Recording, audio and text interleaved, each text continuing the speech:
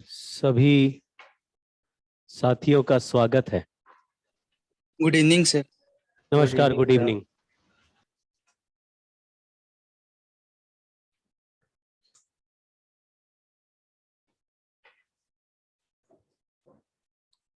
दो मिनट बैठ ले।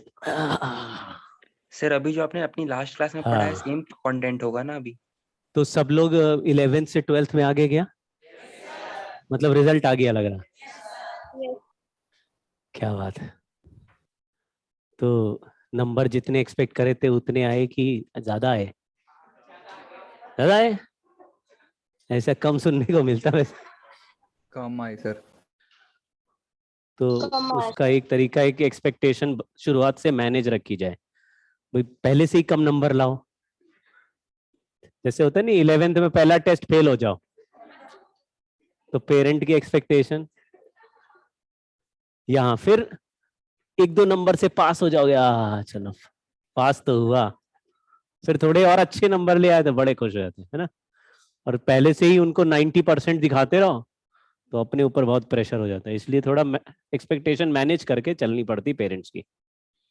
चलिए, तो इलेक्ट्रोस्टैटिक्स हम लोग चैप्टर स्टार्ट करेंगे। तो ये लेक्चर 1 है ना? आवाज गूंज रही है ना।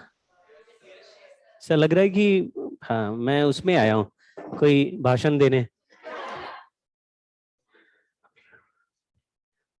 हाँ, तो इसमें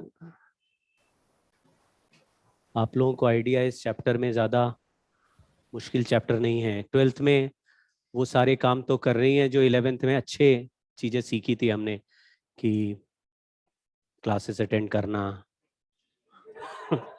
नोट्स बनाना। लेकिन मैं कोशिश करूंगा, देखिए टीचर एक लिमिट तक ही पीछे पढ़ सकते हैं। आपको पता है कि आप अगर ठान लें कि हमें नहीं पढ़ना तो पढ़ा नहीं सकता फिर कोई।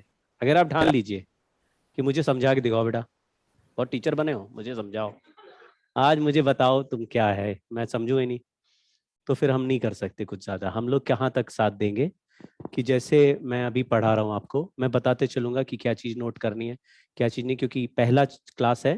तो अभी शुरुआत में बहुत सारे ऐसे स्लाइड्स हैं जो एकदम टाइम पास के लिए बनाए गए हैं, जो केवल आपको इलेक्ट्रॉन है, प्रोटॉन है, ये पहली बार सुन रहे हो क्या? तो इलेक्ट्रॉन का चार्ज में लिखाऊंगा और तुम लिखोगे 1.6 इंटू, सेंसलेस बात है। लेकिन वो स्लाइड बनाई गई है क्योंकि वो इंटरनेशनली हम लोग कोशिश कर रहे हैं कि across all classes of my classroom सब में एक जैसी स्लाइड चले, जिससे कि हम लोग कोर्स फ्लो को सारे सेंटर में मैप कर पाए कि जल्दी हो रहा है, देर से हो रहा है। हमारा ही सबसे देर से होगा क्योंकि हम ही लोग को सबसे ज्यादा कीड़ा है ज्यादा पढ़ाने का। तो आप देखिएगा बाकी सारे सेंटर पहले ही करके बैठ जाएंगे ऐसे करके अक्टूबर में, और हम लोग नवंबर में घिस रहे होंगे। तो लेकिन वो ज्यादा पढ़ाने की वजह से होगा क्योंकि हमको पता है कि यहाँ से छुपा हुआ सवाल बन सकता है, वहां से एक क्वेश्चन 4 साल पहले आया, 4 साल पहले आया लेकिन फिर से आ जाएगा, तो क्या करेंगे। तो हम लोग ज्यादातर चीजें पढ़ेंगे तो टाइम लगता है।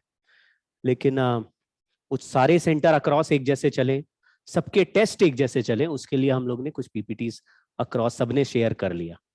तो ऐसा है, अभी मीटिंग होती है हम लोगों की, तो उसमें एक टीचर एक चैप्टर का पीपीटी लेके जाता है और वो दिखाता है सबको, और फिर सभी टीचर्स उसमें कमेंट करते हैं कि ये पीपीटी में ये स्लाइड ठीक नहीं है, ये मतलब ऐसे रैगिंग होती है जो टीचर लेके गया उसकी रैगिंग, बाकी सब रैगिंग करेंगे।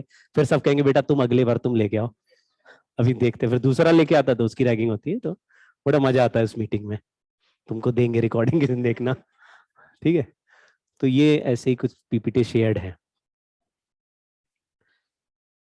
तो हाँ, मैं ये कह रहा था कि आप लोग जो फॉलो करना है इस साल भी वो यही है कि क्वेश्चंस नोट्स बनाने हैं। मैं बताते जाऊंगा कौन सा नोट्स आपको लिखने हैं। आप घर जैसे यहाँ पे जितना लिख पाएंगे लिखिए, यहाँ नहीं हो पाया कंप्लीट तो फिर घर पे आपको हर दिन उसी दिन कंप्लीट करना है। मतलब नेक्स्ट क्लास में आएंगे तो पिछले क्लास के नोट्स, पिछले तक का सारे नोट्स कंप्लीट करके आना है, ठीक है।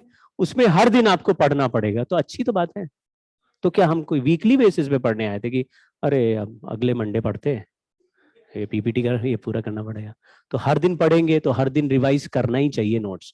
तो नोट्स कंप्लीट करते हुए आप क्वेश्चंस भी लिखिए, चाहे शॉर्टकट में लिखिए, बट इतना जरूर लिखिए कि जब आप रिवाइज करें तो ये सारे किए हुए सवाल आपको दिखे कि हाँ ये सवाल हमने किया है, इसका आंसर इस तरह से आता है।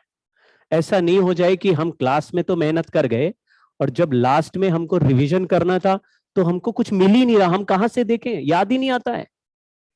जिनके नोट्स अच्छे हैं उनको बहुत बर्डन कम रहेगा, लास्ट मोमेंट पे आपको नोट्स काम आएंगे और आप जो टेस्ट कर रहे होंगे उनके जो डिस्कशंस होंगे उनको काम आना है। तो फाइनल में जब सिलेबस खत्म हो जाता है, जितने अच्छे बच्चे हैं सबको मैं अभी से बोल दे रहा हूं, अगर आपको उनकी लीग में आना है, जैसे गगन हो गया या प्रांजल हो गया या पारुल हो गई, इन लोगों में सब में खास बात थी कि ये हर टेस्ट बहुत सीरियसली दे रहे थे, तो साल भर बहुत अच्छे से टेस्ट दिया इन्होंने और अच्छे से नोट्स रिवाइज करते थे।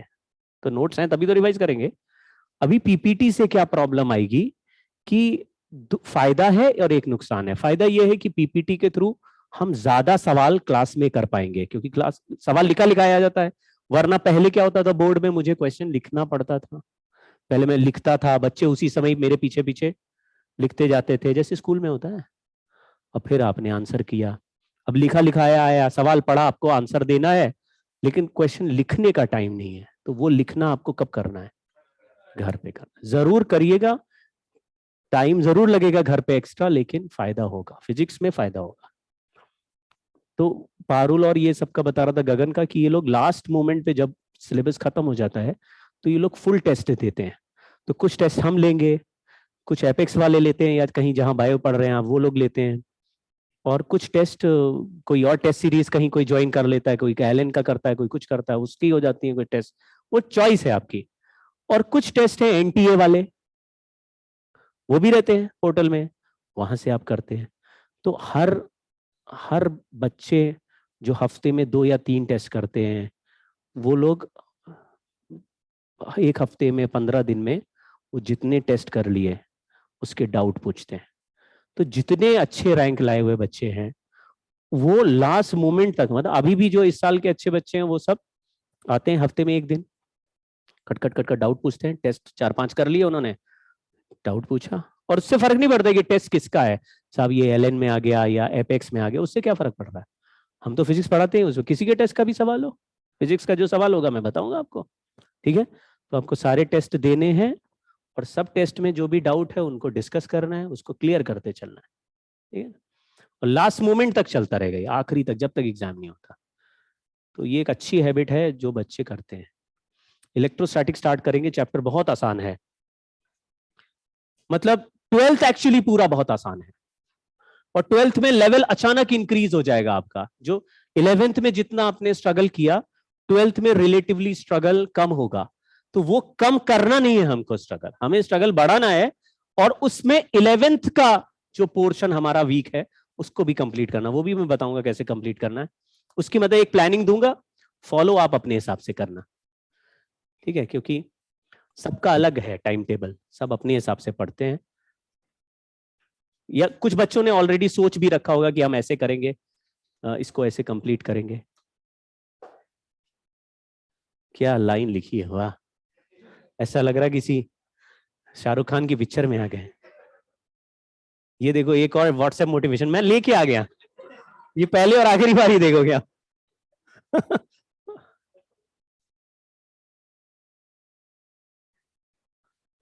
यहां से कहानी स्टार्ट है, देखो। आवाज है क्या, आवाज नहीं है ना, कैसे आती है आवाज।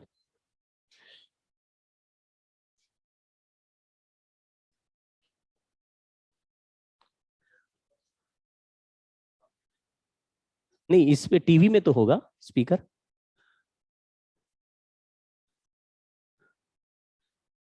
इसमें ही होता है क्या, क्या ये, नहीं ये तो कुछ और आ गया।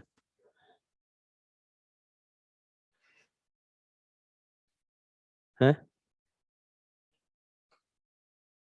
इसी में, ये तो एनोटेशन टाइप का कुछ हो गया है। अरे, ये क्या हुआ,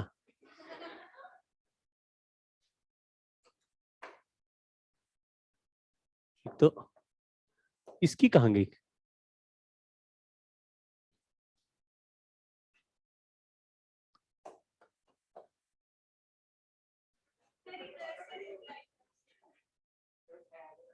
अच्छा ये हटा दूं मैं, अब आ जाएगा? नहीं अभी नहीं आ रहा, यही गड़बड़ हो गया, ये एनोटेशन स्टार्ट हो गया, इसको कैसे हटाएं? सेटिंग में आ गए।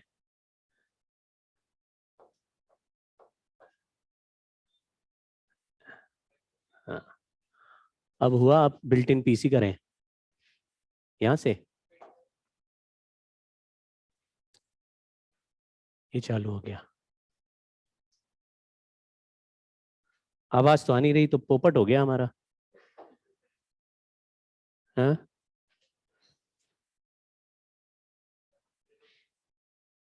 ये हटा दूं? नहीं इससे तो एग्जिट कर दूं। क्या है?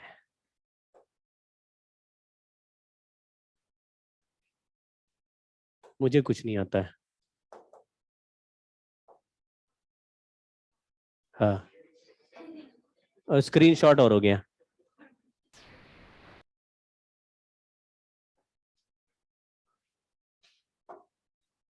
मैं बुलाता हूँ किसी को। सर ये लेक्चर 1 है ना? हाँ भाई लेक्चर 1 है। ए...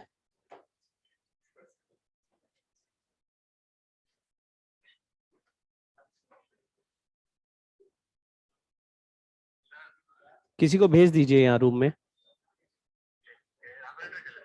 हाँ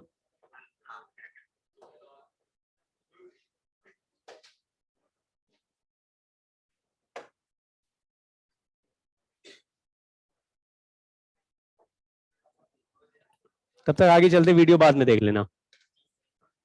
हमारा चैप्टर का नाम इलेक्ट्रोस्टैटिक्स है, तो अभी कुछ लिखना नहीं है, केवल स्लाइड आगे भगाते जा रहा हूँ, आप देखते चलिए। मामला बहुत सिंपल है। जैसे जैसे क्वेश्चंस आते जाएंगे, पहले पहले सवाल भी बहुत इजी होंगे, तो जैसे आते जा रहे हैं उनको यस नो टाइप के सवाल हैं, उनको करते चलना।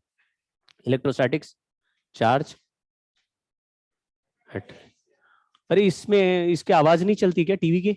चलाओ यार जरा, मतलब इसका वॉल्यूम कुछ बटन है टीवी में?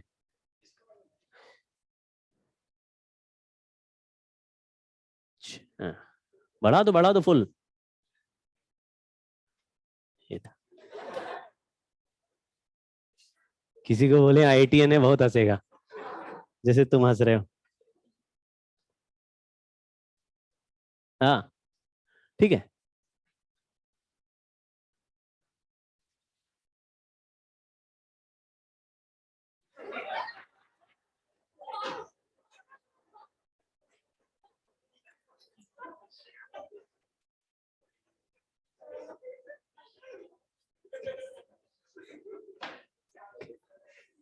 बड़ा मन से बनाया था मैं वीडियो,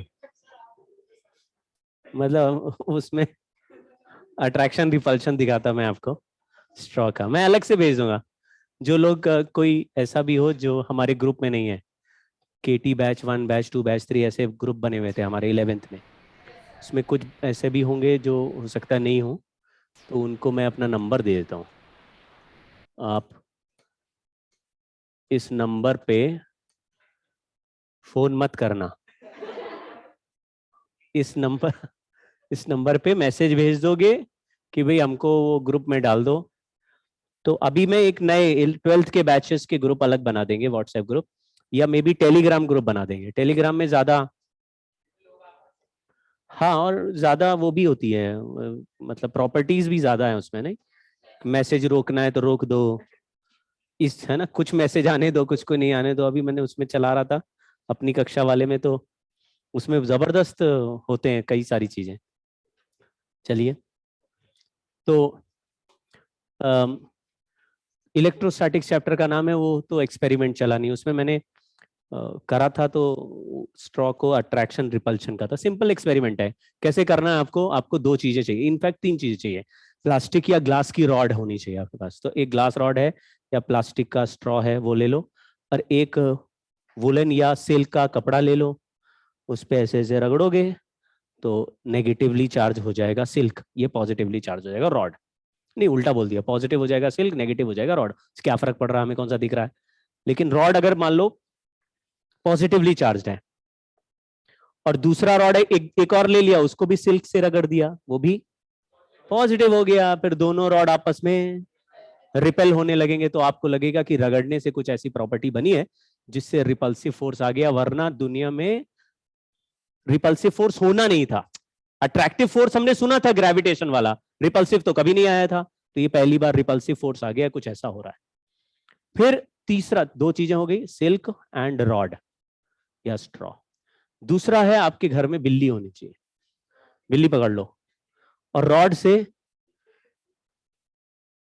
बिल्ली को रगड़ दो, नहीं तो पीट भी सकते हो, रगड़िए तो उल्टा हो जाता है। बिल्ली के मतलब कैट के फर में वो इलेक्ट्रॉन खींच लेता है, उल्टा बोल दिया, इलेक्ट्रॉन दे देता है, तो रॉड नेगेटिवली चार्ज हो जाता है। अब पता कैसे चला ये नेगेटिवली चार्ज, दिखता तो है नहीं, तो वो जो सिल्क वाला रॉड था उसके पास लाओगे तो अट्रैक्ट हो रहा होगा, और एक और रॉड को बिल्ली से रगड़ दो, फिर ये दोनों आपस में, तो हमको पता चल गया कि सेम सोर्स था, सेम तरीके से हम लोग जनरेट कर रहे थे, रबिंग कर रहे थे, तो रिपल्शन ही हो रहा था। लेकिन कैट वाला और सिल्क वाला, यानी कि दो तरह के तो होने ही चाहिए चार्ज, क्योंकि अट्रैक्शन और रिपल्शन दो नेचर बने, तो अपनी मर्जी से एक को पॉजिटिव और दूसरे को असाइन कर दिया। मतलब कोई ऐसे पीछे बहुत बड़ा साइंस नहीं लगाया होगा किसी ने कि इसको नेगेटिव लेना है, इसको पॉजिटिव, एक को पॉजिटिव एक को नेगेटिव बोल दिया, उसके हिसाब से हो गया। बाद में एक्सपेरिमेंट कर करके लोगों को आइडिया लग गया कि जो फ्री मूवेबल चार्ज है वो इलेक्ट्रॉन ही है,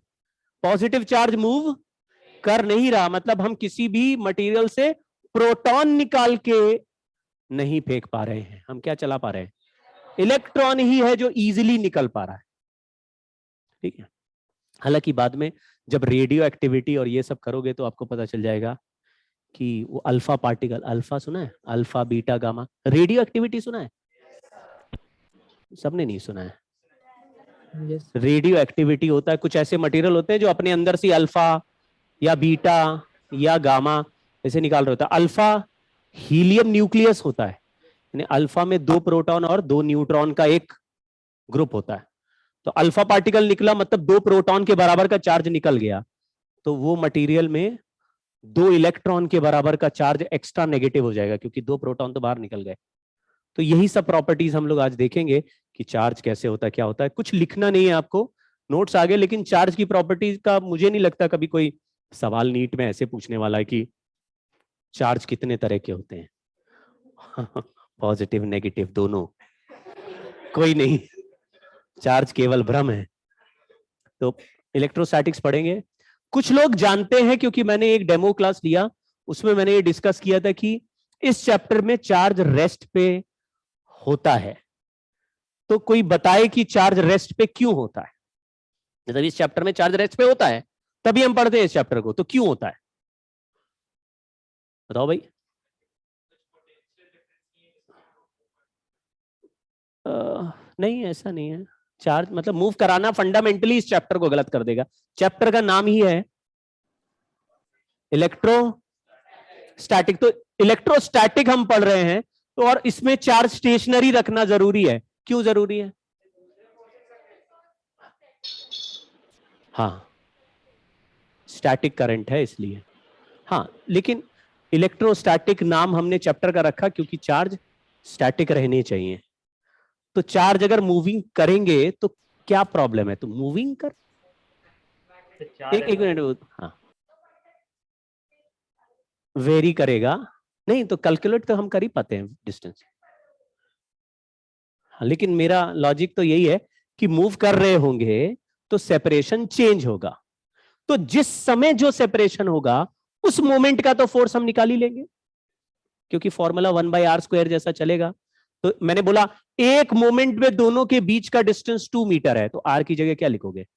2 लिखोगे। जब बाद में बल बढ़ के 3 मीटर हो गया तो मैं बोलूंगा उस समय का फोर्स बताओ, जब डिस्टेंस 3 मीटर है तो उस समय में 3 मीटर लिख दोगे। कुछ और ही गड़बड़ है, बोलो भाई क्या गड़बड़ है? दूसरे फोर्सेस लग जाएंगे। कौन से फोर्सेस? Magnetic force. फफूंद ये है कि चलता हुआ चार्ज मैग्नेटिक फील्ड बनाता है, स्टेशनरी चार्ज मैग्नेटिक फील्ड नहीं बनाता है, तो चलता हुआ चार्ज मैग्नेट है, तो चार्ज अगर चल गया तो वो मैग्नेट है। इसलिए इस चैप्टर में स्टेशनरी चार्ज की कहानी पढ़ रहे हैं, क्योंकि चार्ज अगर स्टेशनरी है तो केवल इलेक्ट्रिक फोर्स दिखेगा, और चार्ज अगर मूविंग है तो इलेक्ट्रिक के साथ साथ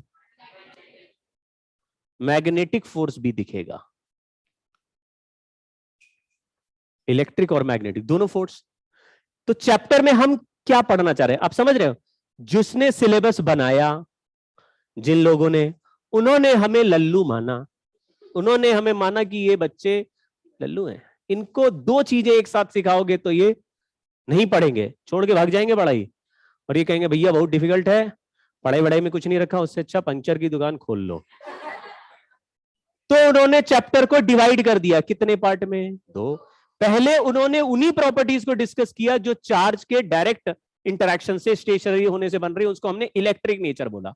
और दूसरा नेचर तब आएगा जब चार्जेस मूव करेंगे, तो दूसरा मैग्नेटिक नेचर। लेकिन आपने अभी तक भी जब भी सुना होगा तो नेचर का एक ही नाम है, इलेक्ट्रोमैग्नेटिक। फोर्स के बारे में बात करते हैं तो 4 तरह के नेचुरल फोर्सेस बचपन में बोलते थे, एक स्ट्रॉन्ग न्यूक्लियर फोर्स, चलो weak nuclear force, gravitation and electromagnetic, नहीं फ्रिक्शन नहीं, इलेक्ट्रोमैग्नेटिक, इलेक्ट्रोमैग्नेटिक। तब ऐसा कभी नहीं बोला। आप पढ़ना एनसीईआरटी पहले चैप्टर में 4 फोर्सेस का नाम लिखा है, नेचुरल 4 फोर्सेस दुनिया में। स्ट्रॉन्ग न्यूक्लियर फोर्स कहां होते हैं? न्यूक्लियस के अंदर होते हैं। हमको दिखाई देंगे क्या? न्यूक्लियस के अंदर है, हम न्यूक्लियस के अंदर थोड़ी रहते हैं, तो हमको ऐसे थोड़ी ना कि 2 ऑब्जेक्ट के बीच में स्ट्रॉन्ग न्यूक्लियर फोर्स लग गया, नहीं लग सकता, वो न्यूक्लियस के अंदर है। वीक न्यूक्लियर फोर्स भी न्यूक्लियस के अंदर है। तो हमारे लिए कितने देखने लायक फोर्स बचे? कौन कौन से? ग्रेविटेशन हमें पता है क्या? बहुत मैसिव ऑब्जेक्ट ही इतना सफिशिएंट ग्रेविटेशन बना पाते हैं जो हम पे लगा पाए। बड़े प्लैनेट लगाते हैं, छोटा मोटा ऑब्जेक्ट है, हम आपस में ग्रेविटेशन लगाते भी होंगे, लेकिन वो इतना नेग्लिजिबल है कि हमको फर्क नहीं पड़ रहा। और चौथा फोर्स है हमारा, तो ग्रेविटेशन के अलावा जो भी फोर्स बच गया दुनिया में, उसका नाम क्या लिख दो? समझ गए? किसी ने बोला घर गए चांटा पड़ गया, कौन सा फोर्स? इलेक्ट्रोमैग्नेटिक। जो भी मॉलिक्यूलर बॉन्डिंग से फोर्स जनरेट होगा, चाटा भी मॉलिक्यूल का मॉलिक्यूल से कनेक्शन है ना भाई? तो जितना भी फोर्सेस हैं, friction force electromagnetic, tension electromagnetic, air drag, air resistance, जहां पर भी 2 सरफेस कांटेक्ट में आ गए, 2 ऑब्जेक्ट कांटेक्ट में आ गए, वो सारे फोर्सेस इलेक्ट्रोमैग्नेटिक है, क्योंकि मॉलिक्यूलर बॉन्डिंग से बन रहे हैं। फ्रिक्शन भी हमने पढ़ा था, बॉन्ड बनते हैं दो ऑब्जेक्ट के बीच में, तो एक ऑब्जेक्ट दूसरे ऑब्जेक्ट पे चलने से अपोज होता है, बॉन्ड बन जाते हैं, उसको क्या बोल रहे हैं? सारे इलेक्ट्रोमैग्नेटिक फोर्स है। तो इलेक्ट्रोमैग्नेटिक फोर्स बने कैसे? चार्ज के इंटरेक्शन से बने हैं। यानी कोई भी एटम दूसरे एटम से बॉन्डिंग करेगा ना, तो वो कहेगा एक इलेक्ट्रॉन मेरा और एक इलेक्ट्रॉन तुम्हारा, यहां पे रख देते हैं और आपस में एक कोवैलेंट बॉन्ड बना लेते हैं। ऐसे होता है कि नहीं? नहीं सुना आपने? तो बॉन्डिंग का कुछ चैप्टर होता है केमिस्ट्री में, हमको क्या मतलब, हम तो फिजिक्स वाले हैं। लेकिन जो इलेक्ट्रोमैग्नेटिक फोर्सेस हैं, उसका आधा हिस्सा हम पहले पढ़ रहे हैं, इलेक्ट्रिक वाला हिस्सा, और चलेगा चार्ज तो चौथे चैप्टर में चार्ज चलने लगेगा। तब आप नहीं, करंट तो 3rd चैप्टर है, चौथे मैग्नेटिज्म में जब चार्ज चलेगा तो मैग्नेटिक फोर्स भी आ जाएंगे। तब क्या इलेक्ट्रिक फोर्स नहीं होंगे? होंगे। तब जाके हम बोलेंगे किसी भी चार्ज पे लगने वाला फोर्स है magnetic force plus electric force, और उस फोर्स का नाम लॉरेंज फोर्स रख देंगे। लॉरेंज फोर्स मतलब समझ रहे हो? मुझे तो लगे कि ये साइंटिस्ट का नाम देने की जरूरत क्या थी? एक ऑब्जेक्ट पे 2 फोर्स लग रहे हैं, एक इलेक्ट्रिक और एक मैग्नेटिक, तो चार्ज पे टोटल फोर्स क्या हो गया? Electric force plus. इस फोर्स को लॉरेंज फोर्स कहते हैं। हमको सुन के हंसी आ रही, लेकिन ये सचमुच बड़ी सीरियस बात है। जब लॉरेंज ने ये बताया तो लोग उसके पैर पड़ पड़ के रोते रहे कई दिनों तक कि क्या बात प्रभु बताई आपने, मतलब गजब उठा दिया। तो अभी क्योंकि हमें उसके बारे में ज्यादा आइडिया नहीं है, तो हमें ऐसे ही लग रहा है अभी सुन के, क्या तो ठीक है ना, जैसे अगर मैग्नेटिक फोर्स भी होता, सॉरी ग्रेविटेशन फोर्स भी होता, तो हम कहते 3 फोर्स लग रहे हैं, एक इलेक्ट्रिक फोर्स, एक मैग्नेटिक और एक ग्रेविटेशन, टोटल फोर्स क्या हो गया, तीनों को ऐड कर दो। लेकिन लॉरेंज ने बोला ना, ये इलेक्ट्रिक फोर्स और मैग्नेटिक फोर्स को ऐड करो, चार्ज पे टोटल फोर्स आ जाएगा। ये बहुत ऊंची बात है जो वहां पे डिस्कस होगी जब हम पढ़ेंगे चौथे चैप्टर में, तब मैं आपको बताऊंगा असली मीनिंग क्या है, वो ऐसा क्यों बोला गया कि इलेक्ट्रिक और मैग्नेटिक फोर्स दोनों लगेंगे और हम एक ही देख रहे हैं एक चैप्टर में। अभी रेस्ट पे है, ठीक है। तो अभी इस चैप्टर में आप देखेंगे अगर किसी सवाल में 10 चार्ज है तो आप खुद रियलाइज करेंगे यार 10 में से एक ही चलाते हैं, 9 रुके रहते हैं, एक चलाते हैं तो कोई खतरा नहीं है। क्यों? क्योंकि एक चलेगा तो वो मैग्नेट है, लेकिन 9 जो रुके हैं वो मैग्नेट, तो जो मैग्नेट नहीं है वो मैग्नेटिक फोर्स लगाएंगे क्या? 2 चल गए तो ये भी मैग्नेट हो गया, और अब कौन सा फोर्स बनेगा? 2 में से एक चल रहा है तो कोई प्रॉब्लम नहीं। क्यों? क्योंकि एक मैग्नेट है, दूसरा तो है ही नहीं, तो मैग्नेट ही नहीं है तो क्यों लगाएगा? समझ गए क्या? तो अगर केवल इलेक्ट्रिक फोर्स किसी चैप्टर में लगाना है तो चैप्टर का नाम क्या होना चाहिए? अगर इलेक्ट्रोडायनेमिक्स लिख दिया चैप्टर का नाम तो फिर 2 फोर्सेस बनने लगेंगे, ठीक है। बट गहराई इन चैप्टर्स में बहुत है। एक समस्या मैकेनिक्स से अलग है कि मैकेनिक्स जब हम पढ़ते थे तो हमको ज्यादातर ऑब्जेक्ट्स दिखाई देते थे, जैसे कार चल रही है, एक ब्लॉक टेबल पे रखा है। अब ब्लॉक का देखो यूनिवर्सल फोटो सारी दुनिया ने एक ही बना रखा है, ऐसा डब्बा बना देते हैं, है ना। कोई बोले ब्लॉक तो हमारे दिमाग पिक्चर बनता नहीं, ये ब्लॉक हो गया। टेबल, टेबल समझ में आ जाता तुरंत। इंक्लाइन प्लेन, इंक्लाइन प्लेन, तो वो सब चीजें ऐसी थी जो ऑलरेडी हमारे दिमाग ने पिक्चर बना रखी। चार्ज की कोई पिक्चर है नहीं। चार्ज समझ रहे हो? चार्ज कैसा दिखता होगा, क्या होगा, उसके हाथ होंगे कि नहीं, कितना बड़ा होता है, उसका कोई हमारे दिमाग में पिक्चर नहीं है। तो हम लोग थोड़ी देर जो पढ़ रहे हैं उसमें चार्ज की पिक्चर बनाने की, इमेजिन करने की कोशिश करेंगे और अपने हिसाब से उसको दिमाग में बैठाएंगे। लेकिन एक बार इसके रूल्स सीख लिए तो सारा चैप्टर रूल बेस्ड ही है। मतलब ऐसे नहीं कि कभी चार्ज ये करने लगता है, कभी वो करने लगता है, जैसे केमिस्ट्री में नहीं होता एक्सेप्शन, कि ये पढ़ते पढ़ते आया बाद में बोला ये तो एक्सेप्शन था, सवाल पूछा कुछ और ही आ रहा आंसर। हमने पढ़ लिया 20 प्रॉपर्टी, पीरियोडिक प्रॉपर्टी पढ़ा है ये ऐसे चलेगा, ऐसे चलेगा, नहीं ये अलग करेगा ये ग्रुप में नहीं जाना ना, ये अलग है। और सवाल कौन सा पूछेंगे? वो जो अलग है वही आता है, ठीक है। बट हमारे यहां ऐसा नहीं है। हमने पहले ग्राउंड रूल सेट कर दिया कि चार्ज इस चैप्टर में रहेंगे स्टेशनरी, स्टेशनरी चार्ज में बोलेंगे इलेक्ट्रोस्टैटिक है चैप्टर का नाम। Charge at rest, study of charges at rest. SI unit charge की कोई बताएगा? और इस, हाँ क्या, स्टैट कूलम सुना है? नहीं तो उसको पढ़ना जरा। सर्च नहीं है इसका, चार्ज सर्च करना, तुम्हारा होमवर्क है, इसका नाम लिखना कि क्या है इसका यूनिट, है ना। ढूंढ के गूगल में मिलेगा आपको, स्टैट कूलम बोलते हैं। लेकिन मैंने बताया हाँ हिंदी में, तो हिंदी वाला मेरा कमजोर हो गया। अभी देखो क्या है, मैंने 12th तक हिंदी से ही पढ़ा, तो 12th तक हिंदी से ही पढ़ा, तो मुझे इंग्लिश नहीं आती थी। और बाद में बीटेक ने सब खिचड़ी कर दिया, बीटेक सारा इंग्लिश में पढ़ाते हैं। तो अगर हिंदी से पढ़ के गए बीटेक में तो धुआं उड़ जाता है। पहला सेमेस्टर तो मुझे ट्रांसलेशन में ही निकल गया। क्या बोल रहे सर, धीरे बोलो ना यार। खैर, तो डायमेंशन फॉर्मूला बताओ। हम लोग ये मान के चल रहे हैं कि करंट फंडामेंटल क्वांटिटी है, और आपको पता है charge per unit time current होता है, rate of flow of charge, dq/dt current होता है। तो करंट इनटू टाइम चार्ज हो जाएगा। तो बोलो क्या हो जाएगा डायमेंशन फॉर्मूला? AT। बहुत अच्छा बोल रहा है, वेरी गुड। लिखने की जरूरत नहीं है, इसमें कोई ऐसी चीज नहीं है जो बहुत कमाल की थी। ये हो गया, ठीक है। ये बनाओगे क्या?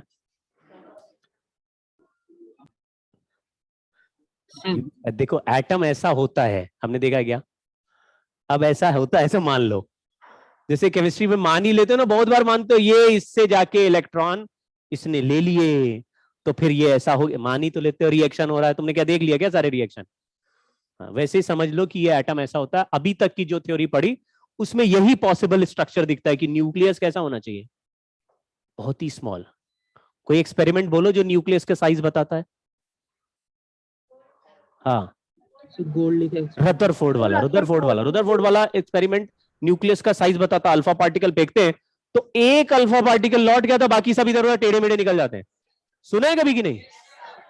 तो वो बताता न्यूक्लियस कैसा होना चाहिए, बहुत ही टाइनी पार्टिकल होना चाहिए, क्योंकि अल्फा पार्टिकल ये इलेक्ट्रॉन से रुकने वाला नहीं है। ये इलेक्ट्रॉन तो बहुत हल्के हैं, इनको तो टक्कर मार के निकाल देगा। एक लौटता है, बाकी सब टेढ़े मेढ़े, है ना। तो ये न्यूक्लियस हो गया, चारों तरफ इलेक्ट्रॉन्स हो गए। नॉर्मली ये है, ये जो इलेक्ट्रॉन्स है यही फ्री स्टेबल पार्टिकल्स है जिनको हम नोच के बाहर आसानी से निकाल सकते हैं। इलेक्ट्रॉन निकल गए तो ये पूरा सिस्टम पॉजिटिवली चार्ज दिखेगा। इलेक्ट्रॉन के पास कैसा चार्ज है, तो बहुत नॉर्मल इंफॉर्मेशन है, कोई खास बात नहीं है, ठीक है। तो अब ये स्लाइड देखते चलो, है ना, कुछ नोट वोट करना नहीं है। इसमें इलेक्ट्रॉन्स है और बीच में प्रोटॉन न्यूट्रॉन है, वही लिखा हुआ है, इलेक्ट्रॉन प्रोटॉन। अच्छा तो है, किसी ने मेहनत करके बनाया, ठीक है। फिर इनके चार्ज का वैल्यू पता है क्या? हाँ, तो मैं 1.6 या माइनस भी लिख सकते हैं ना, और इसमें ठीक है, कूलम में वैल्यू हो गया, ये हो गया। इलेक्ट्रॉन को भी फर्दर छोटे पार्टिकल्स में ब्रेक किया जाता है, लेकिन वो स्टेबल फ्री पार्टिकल्स नहीं होते, क्वार्क्स होते हैं, उनको छोड़ नहीं सकते वैसे। तो अगर आप किसी पर्टिकुलर कंडीशन में उसको ब्रेक करेंगे तो वो चिपक जाएगा वापस, तो फ्रीली मूव नहीं करते। फ्री मूवेबल चार्ज कौन है? केवल इलेक्ट्रॉन है। हालांकि नेचर में प्रोटॉन और न्यूट्रॉन भी हमको अलग से दिखाई देते हैं। तो बहुत सारे न्यूक्लियर रिएक्शंस में आप देखेंगे प्रोटॉन भी बने, और पार्टिकल्स भी हैं, ऐसा नहीं कि प्रोटॉन और इलेक्ट्रॉन सर यही दो है क्या, नहीं। पॉजिट्रॉन भी होता है जो प्रोटॉन का एंटी पार्टिकल है। पॉजिट्रॉन का मास इलेक्ट्रॉन के बराबर है, पॉजिट्रॉन इलेक्ट्रॉन के बराबर मास है, और चार्ज भी इलेक्ट्रॉन के बराबर है, लेकिन पॉजिटिव। इलेक्ट्रॉन का नेगेटिव है, पॉजिट्रॉन का पॉजिटिव है। तो वो भी पार्टिकल है, कहां दिखता है? वो भी न्यूक्लियर रिएक्शन में दिखेगा। कभी कभी न्यूक्लियस से इलेक्ट्रॉन भी निकलते हैं और पॉजिट्रॉन भी निकलते हैं। मतलब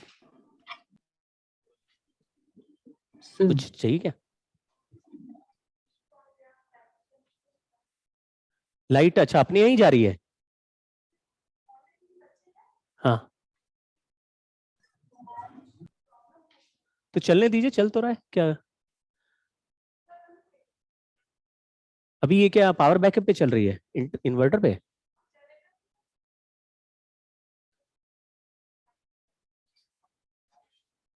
हाँ, ये क्या है?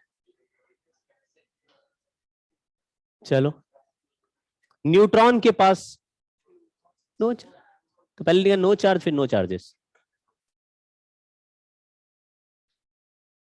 ये देखो,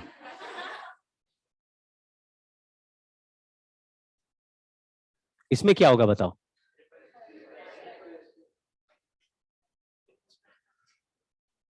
अब ठीक है, बोल रहे कि किसी, ये क्या बना है मुझे मालूम नहीं, लेकिन ये ऐसा लग रहा है कि माइक्रोस्कोप होगा, है ना? हाँ, मैं भी मैग्नीफाइंग ग्लास है।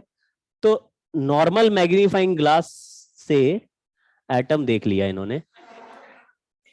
चलो अब हम लोग काम की बात करते हैं। ये हुआ, मान लो 5 इलेक्ट्रॉन और 5 प्रोटॉन है। ये ऑब्जेक्ट कैसा दिखेगा? इलेक्ट्रिकली न्यूट्रल, पॉजिटिव नेगेटिव नहीं है। 5 प्रोटॉन 5 न्यूट्रॉन है, न्यूट्रॉन भी है, लेकिन प्रोटॉन इलेक्ट्रॉन बराबर हो गए तो ऑब्जेक्ट न्यूट्रल है।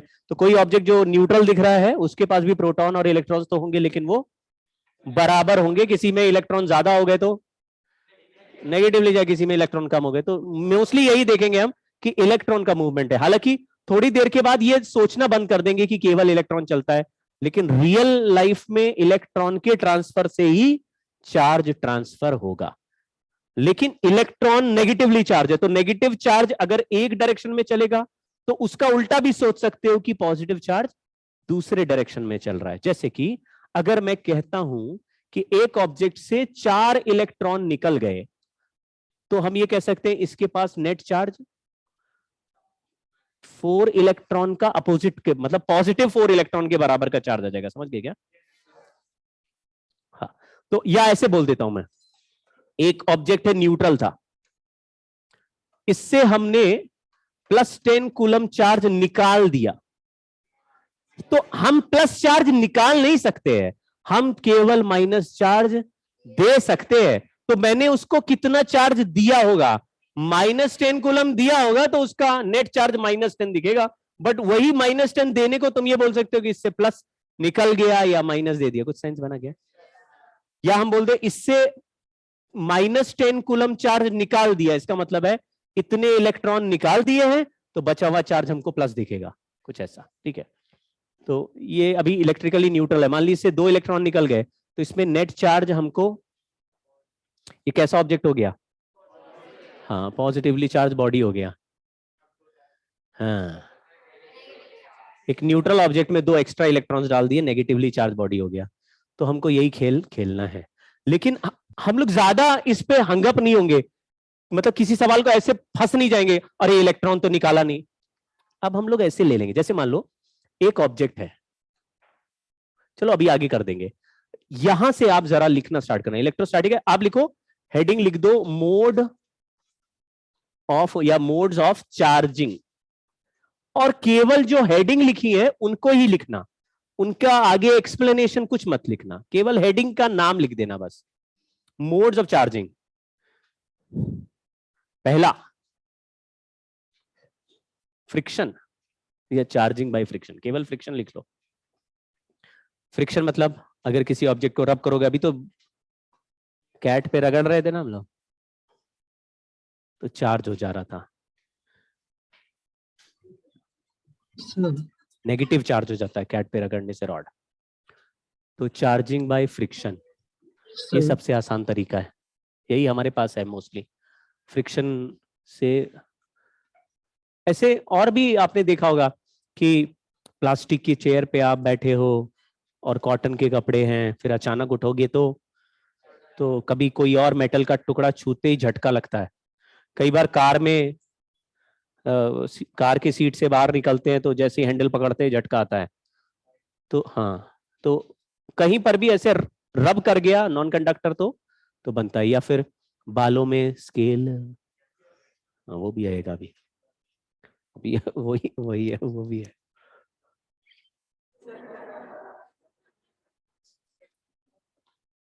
इसके आगे क्या होना है ये बाद में आएगा, ये स्केल रगड़ के वेट कर रहा है।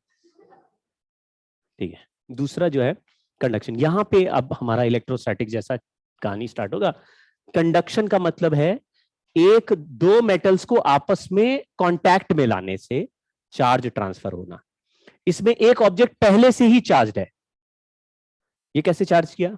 मान लो फ्रिक्शन से रगड़ रगड़ के इसको चार्ज कर दिया, लेकिन इसको अगर वायर से इससे कनेक्ट कर दूं या इस ऑब्जेक्ट को लाके बस इसके ऐसे टच कराऊं सरफेस, तो एक मेटल से दूसरे मेटल में अपने आप चार्ज, नॉन मेटल में भी थोड़ा बहुत होता है लेकिन मेटल्स में बहुत बढ़िया तरीके से चार्ज। तो ये ऑब्जेक्ट न्यूट्रल है, इसको पॉजिटिवली चार्ज ऑब्जेक्ट से कांटेक्ट में लाएंगे तो ये कैसा चार्ज हो जाएगा? पॉजिटिवली चार्ज हो जाएगा। वायर से भी जोड़ सकते हैं। क्यों होता है ऐसा?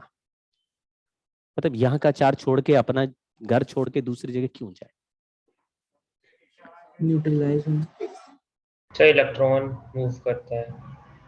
हाँ, ऐसे एक तरीका तो इन्होंने जो बोला वो भी सही है कि ये जो इलेक्ट्रॉन इसके पास कमी है, तो जब ये इसको कांटेक्ट में लाओगे तो इसके पास तो इलेक्ट्रॉन प्रोटॉन दोनों है, तो ये कहेगा यार मेरे पास इलेक्ट्रॉन की कमी है, तो कुछ तुम दे दो। तो कुछ इलेक्ट्रॉन इधर से इधर आएंगे तो इससे कुछ भी इलेक्ट्रॉन आएंगे तो ये भी कैसा दिखेगा?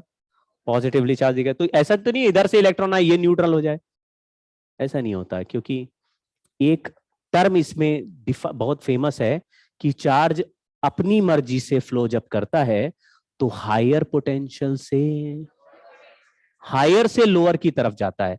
तो हायर से लोअर तभी तक जाता है जब तक पोटेंशियल डिफरेंस मेंटेन हो, यानी पोटेंशियल बराबर ना हो जाए। अब यहां से चार्ज यहां जाएगा तो ऐसा नहीं हो सकता कि सारा चार्ज चला जाए, क्योंकि सारा अगर चला गया तो ये लोअर और ये हायर हो जाएगा, फिर वापस आने लगेगा। कुछ सेंस बना गया?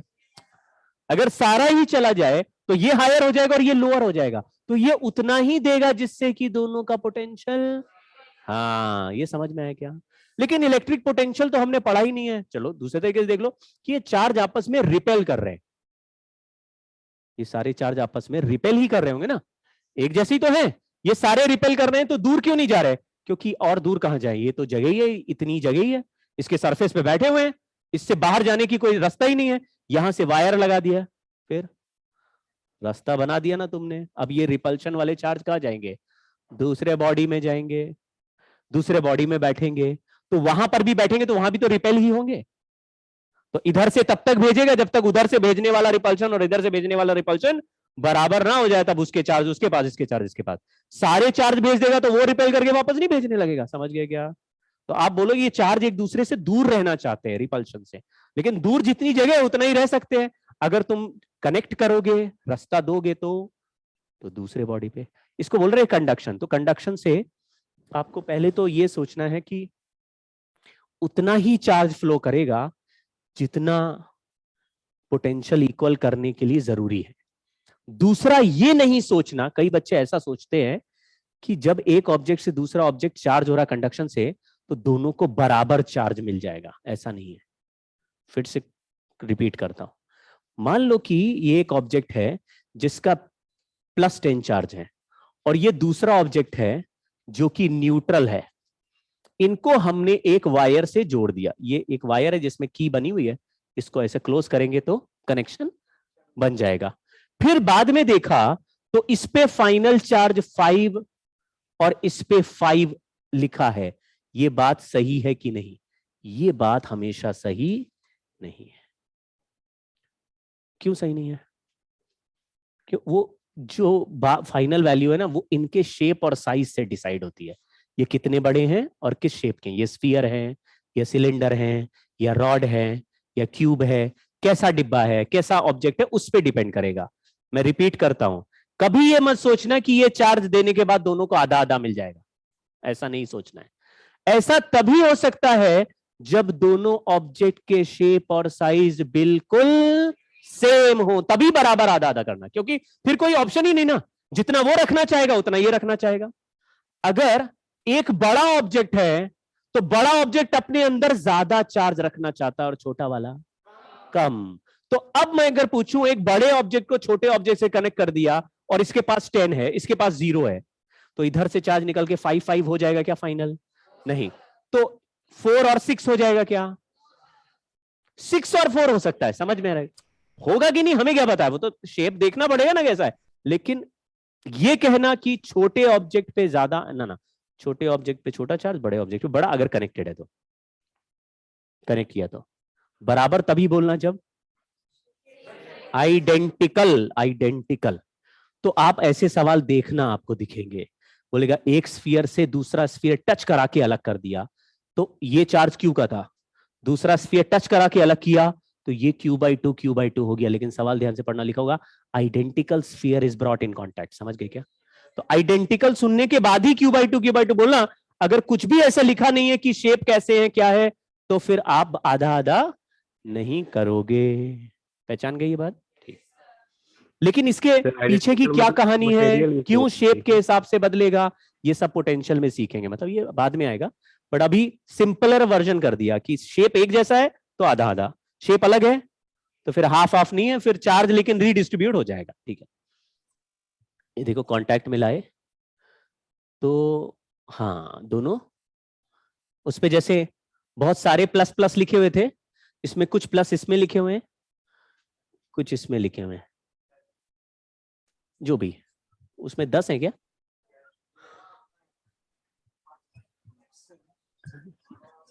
तो गलत हो गया, फिर कंजर्वेशन ऑफ चार्ज खराब हो गया नहीं। ठीक है, charging by conduction. Charging by induction क्या होता है?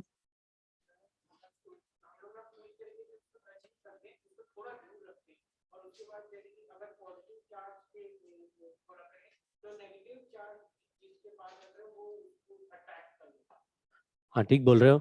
मतलब अगर मान लीजिए कोई न्यूट्रल ऑब्जेक्ट है और उसको हम किसी नेगेटिवली चार्ज ऑब्जेक्ट के नजदीक लाएं, तो जो नेगेटिवली चार्ज ऑब्जेक्ट है उसके सामने एक न्यूट्रल ऑब्जेक्ट लाएंगे, तो न्यूट्रल ऑब्जेक्ट में चार्ज सेपरेट हो जाएगा। न्यूट्रल है मतलब इस पे जितना नेगेटिव उतना पॉजिटिव, जीरो चार्ज है, लेकिन इसमें पॉजिटिव चार्ज इसके अट्रैक्शन से ऐसा क्लोजर सरफेस पे आ जाएगा और रिपल्शन से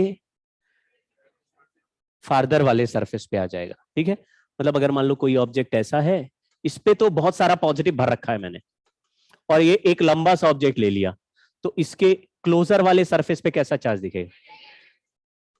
ये सरफेस पे चार्ज है, मतलब ऐसे स्किन पे बैठा रहेगा ऊपर, और ऐसे अपोजिट साइड में स्किन पे, समझ गए ना, बिल्कुल सरफेस पे यहां ये ऐसे बैठ जाएगा।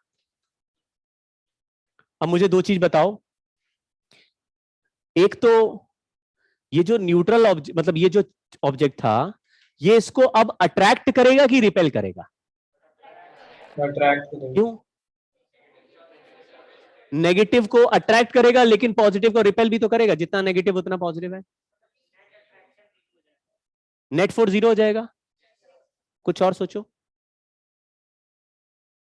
भाई, ये देखो ये पॉजिटिव है, इसने जितना नेगेटिव इस तरफ खींचा उतना ही पॉजिटिव दूसरी इस तरफ कर दिया, तो नेगेटिव को ये कह रहा है अट्रैक्शन। अब नेगेटिव और पास क्यों नहीं आ रहा? क्योंकि सरफेस पे, और कहां से आएगा? कूद नहीं सकता, सरफेस छोड़ के बाहर नहीं निकलते चार्ज, सरफेस तक आप बुला सकते हो बस। और ये भी कहां पे है?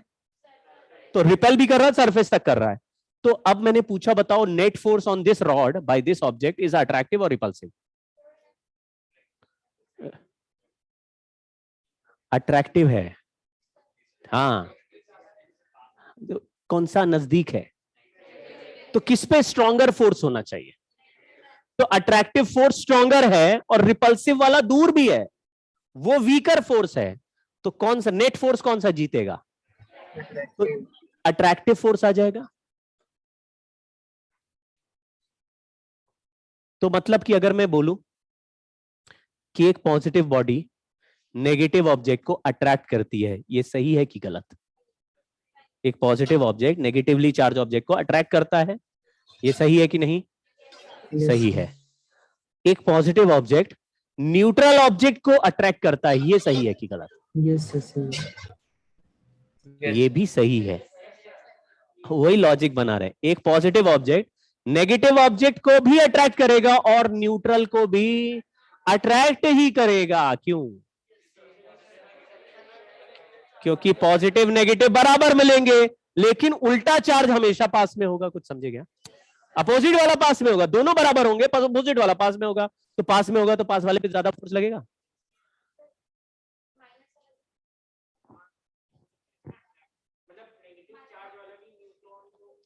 हाँ, तो इसका मतलब है कि हमारे पास एक चार्ज ऑब्जेक्ट है, वो एक दूसरे ऑब्जेक्ट को अट्रैक्ट कर रहा है, तो दूसरा ऑब्जेक्ट चार्ज्ड है या नहीं? आप समझ गए क्या? दो आंसर पॉसिबिलिटी कैसे बन रही? Charged body oppositely charged body को अट्रैक्ट करते हैं, लेकिन चार्ज्ड बॉडी न्यूट्रल बॉडी को भी। अगर एक बॉडी दूसरे बॉडी को रिपेल कर रहा है, तो इसका क्या मतलब हुआ? दोनों चार्ज ही होंगे और सिमिलरली चार्ज होंगे। इसका मतलब है अगर दो ऑब्जेक्ट के बीच में रिपल्शन है तो वो न्यूट्रल नहीं हो सकते। खेल समझ गए? इसका मतलब true test of being charged object is repulsion या अट्रैक्शन। आपको कैसा फोर्स सुनते ही पता चलेगा भाई ये ऑब्जेक्ट तो चार्ज ही है। रिपल्शन फोर्स लिखा होगा तो समझ जाना चार्ज है, अट्रैक्शन लिखा है तो दोनों हो सकते हैं। ये पॉसिबिलिटी पकड़ के रखना है ना, यहां पे देख। हाँ, दोनों न्यूट्रल है तो अट्रैक्शन होगा कि रिपल्शन? कछु नहीं होगा, क्योंकि एक न्यूट्रल है तो दूसरे से कौन सा चार्ज खींचेगा? कुछ भी नहीं खींचेगा। जब दोनों एक दूसरे का कोई भी चार्ज अट्रैक्ट या रिपेल नहीं करेंगे तो नेट फोर्स भी कुछ नहीं, न्यूट्रल, कुछ नहीं हो रहा। ठीक है, दूसरी बात मुझे ये बताओ कि ये ऑब्जेक्ट तो अभी भी न्यूट्रल है। हमने बोला चार्जिंग बाय इंडक्शन, तो इंडक्शन से चार्जिंग का हुआ, इंडक्शन से केवल चार्ज सेपरेट हुआ है कि इस तरफ नेगेटिव है इस तरफ पॉजिटिव। अच्छा, अगर इसको हटा दूं तो ये वापस नहीं मिल जाएंगे, अरे ये तो अट्रैक्शन की वजह से दूर हो गए, अभी वो हटाओगे तो वापस आ जाएंगे, तो ये तो न्यूट्रल का न्यूट्रल ही है। तो इसको चार्ज कैसे करें उसको देखो। यहां पे पहले मैंने इन दोनों को पास में रखा, चिपकाया नहीं, बस पास में रखा, उससे इसके सामने वाले सरफेस पे नेगेटिव और अवे दूर वाले सरफेस पे नेगेटिव और पास वाले पे अपोजिट यानी पॉजिटिव चार्ज आ गया। अब इसको मैं अर्थिंग कर दूंगा। अर्थिंग समझते हो? देखो, अर्थिंग को लेके ज्यादा भावुक नहीं होना है कि अर्थिंग सर, हाँ सर आपने चालाकी से इधर से वायर निकाल के और अर्थ में भेज दिया, तो वायर स्ट्रॉ की तरह इसके नेगेटिव चार्ज को पी के अर्थ में भेज देगा। और अगर मैं इधर से अर्थ कर दूं तो क्या होगा? किधर भी अर्थ कर दो, अर्थ कौन सा चार्ज ही खींच लेगा। क्यों? क्योंकि पॉजिटिव चार्ज तो इस नेगेटिव के अट्रैक्शन से बंधा ही हुआ है। समझ गए क्या? इस नेगेटिव चार्ज बॉडी ने किसको पकड़ लिया है? पॉजिटिव चार्ज को तो पकड़ लिया है और नेगेटिव चार्ज को रिपेल कर रहा है। तो नेगेटिव चार्ज अभी दूर नहीं जा रहा था क्योंकि इसके आगे जगह ही नहीं थी। लेकिन जैसे ही तुमने अर्थिंग दी, ये नेगेटिव इस नेगेटिव को रिपेल कर रहा है, तो ये रिपल्शन से किधर और भागेगा, और दूर भागना चाहेगा, तो किधर जाएगा? अर्थ में घुस जाएगा। इसमें तो अभी अर्थिंग नहीं किया, ऐसे ही रहेगा। लेकिन अगर अर्थिंग कर दे तो पॉजिटिव के सामने कैसा चार्ज है? तो पॉजिटिव किसको नहीं जाने दे रहा? तो इसको तो पकड़े हुए, इसको तो पकड़ लिया इसने, इसको नहीं जाने दे रहा। लेकिन पॉजिटिव को क्या बोल रहा है? निकल लो। तो फिर पॉजिटिव वाला देखेगा यार अर्थ बहुत बड़ी जगह है, वहां पे जाके आराम से रह सकते हैं, और ये धक्का भी दे रहा है, निकल लेगा। तो निकल लिया।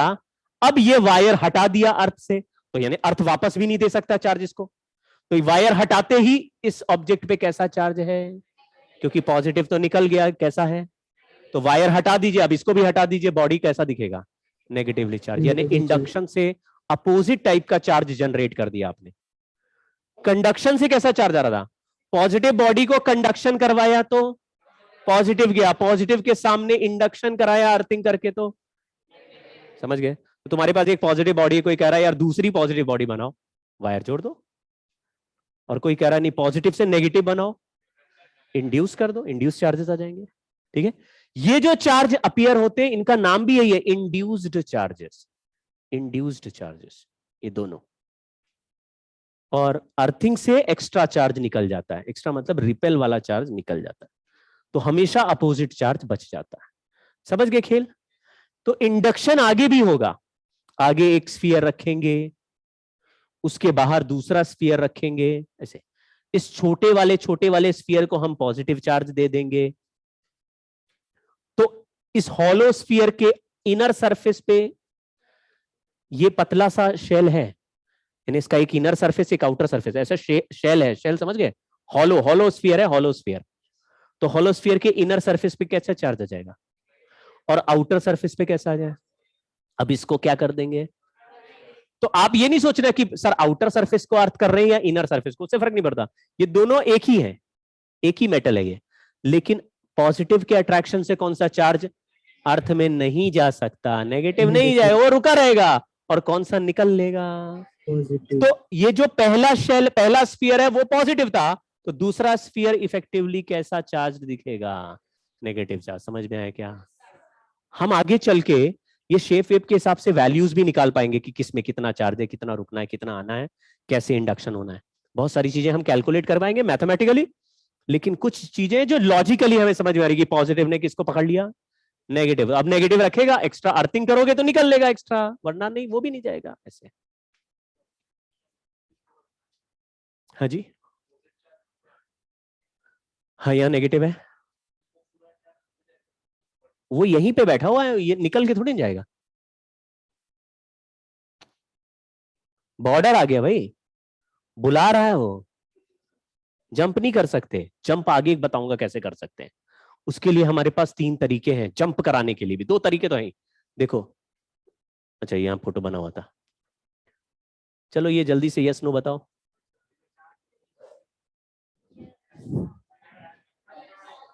चार्ज बॉडी के सामने न्यूट्रल बॉडी रख दें तो क्या होगा? कोई प्रॉब्लम? ठीक है, आगे बढ़ते हैं। हाँ ये देखो, टटर टटर टटर टटर टटर टटर टटर टटर। इस स्केल पे इलेक्ट्रॉन चिपक गए हैं। इलेक्ट्रॉन टेनिस बॉल की तरह होते हैं। अब ये कागज के टुकड़े क्या होगा? अट्रैक्ट हो जाएंगे, क्योंकि न्यूट्रल बॉडी को भी तो अट्रैक्ट कर रहा है चार्ज, इसलिए इसके बाद डाल दिया है कि न्यूट्रल बॉडी। ठीक है,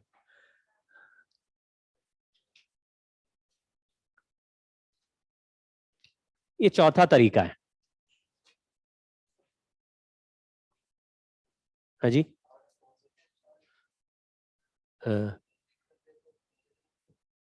हाँ, अर्थ एक समंदर ऑफ चार्ज है, समझ गए?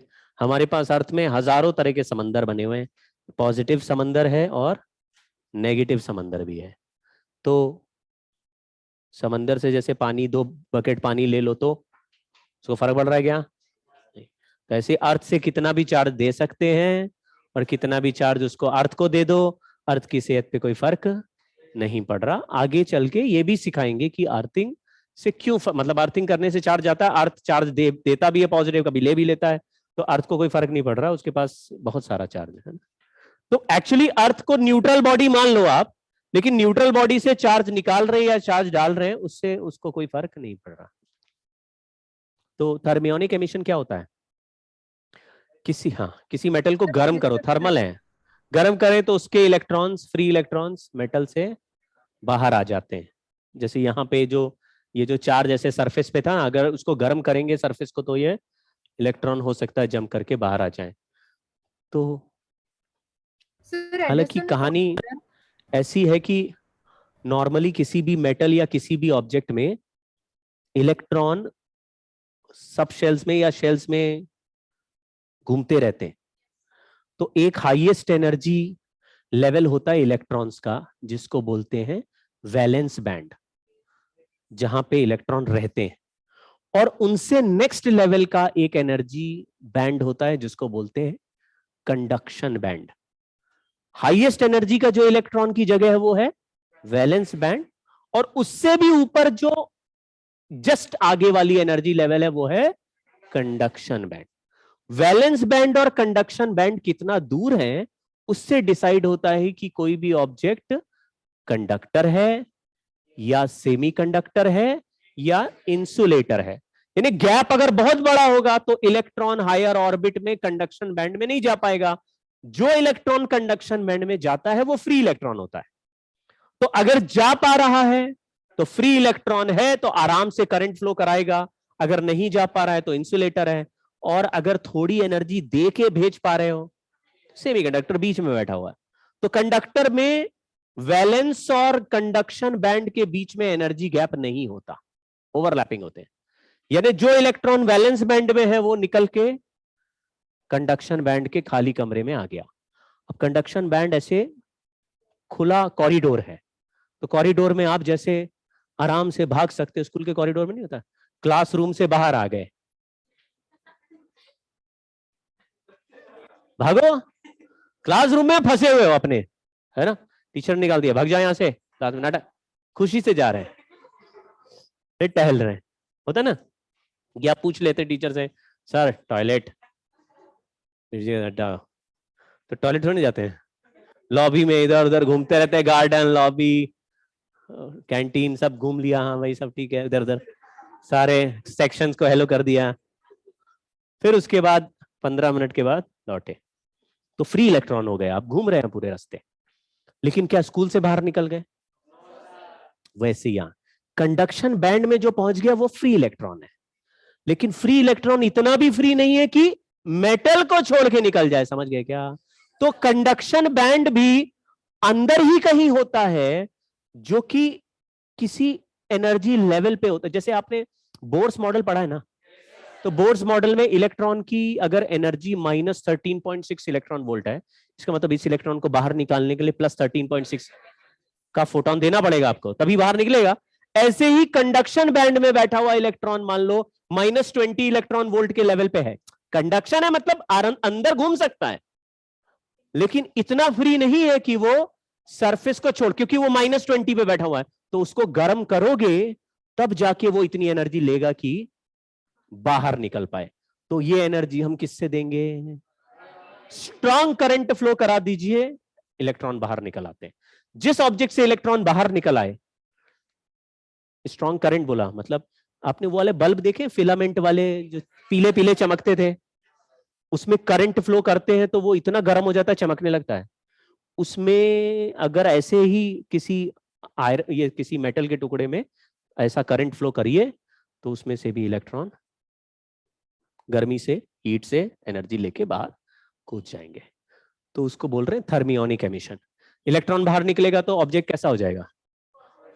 तो अगर सुबह से शाम तक इलेक्ट्रॉन निकले ही जा रहे हैं तो ऑब्जेक्ट पॉजिटिवली चार्ज होता जाएगा। शाम तक देखोगे तुम कहोगे तो बहुत पॉजिटिव ऑब्जेक्ट हो गया, कैसे?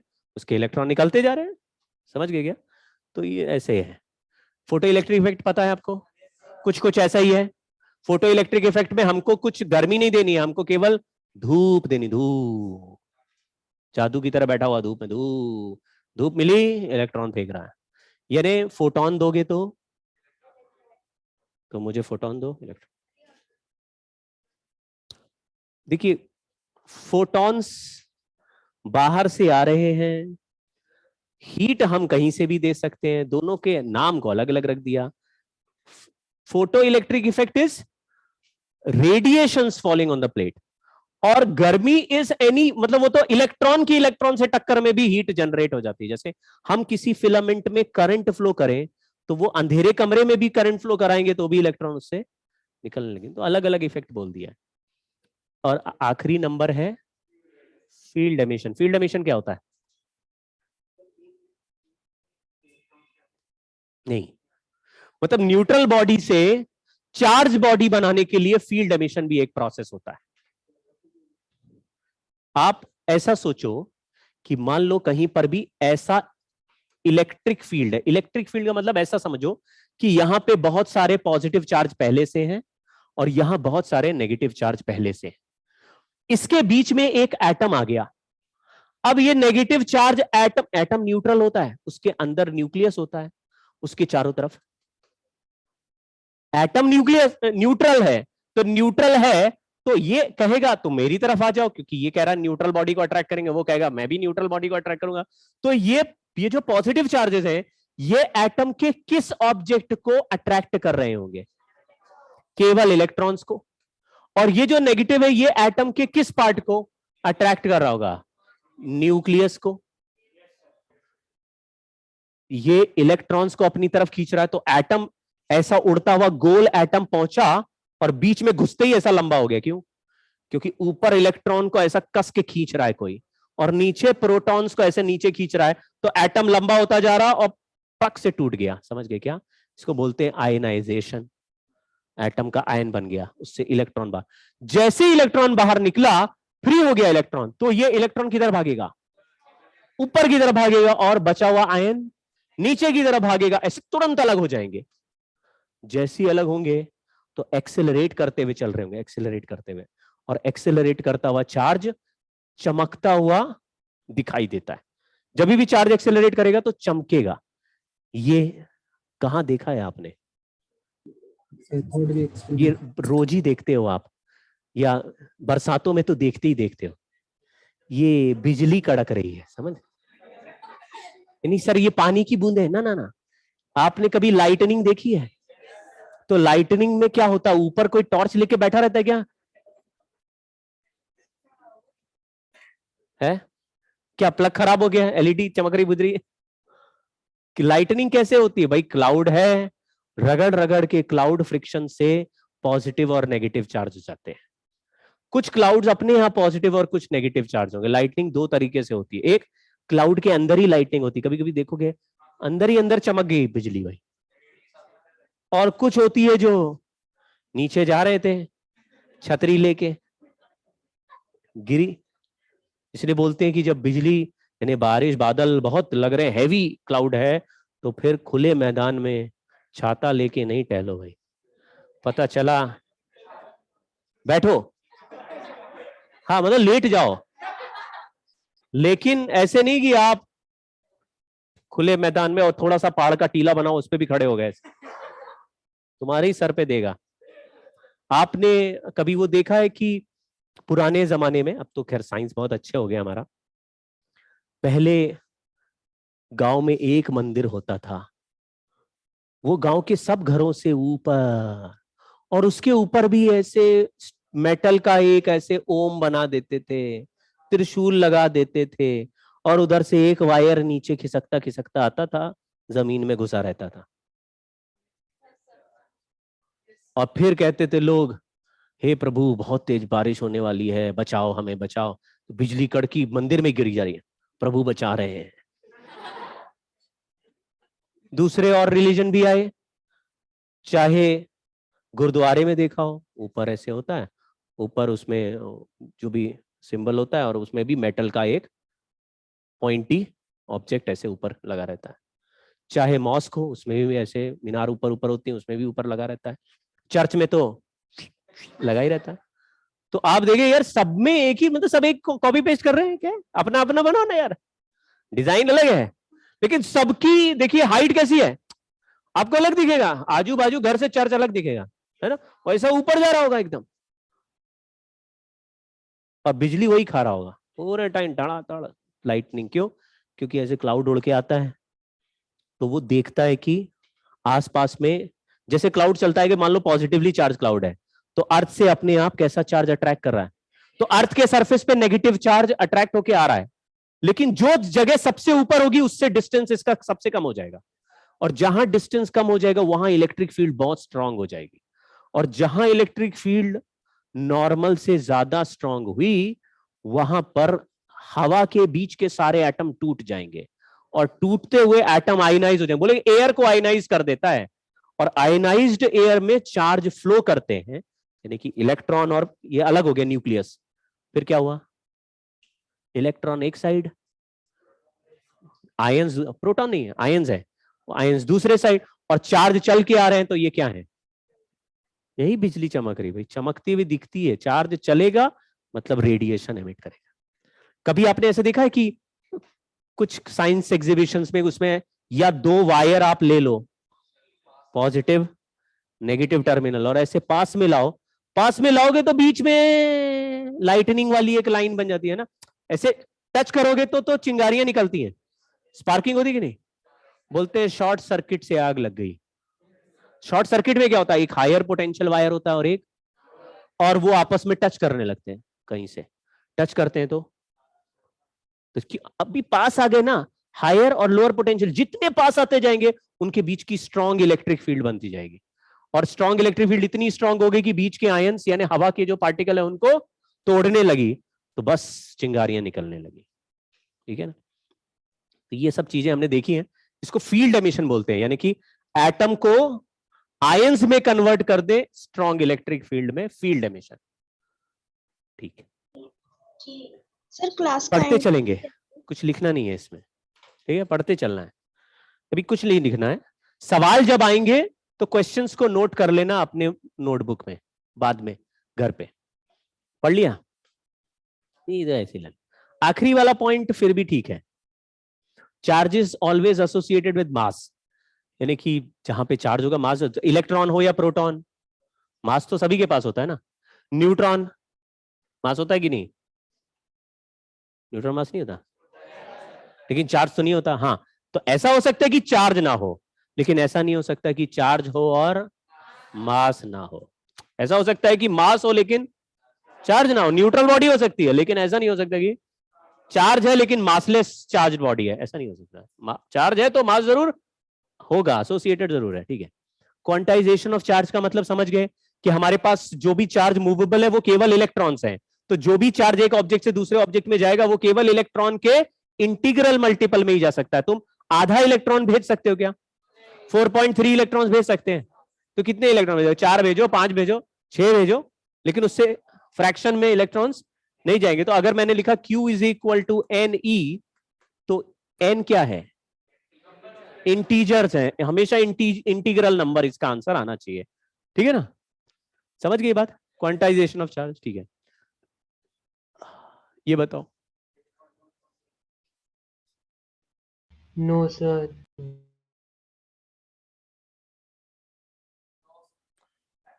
5 इलेक्ट्रॉन के बराबर नहीं है क्या? Yes sir.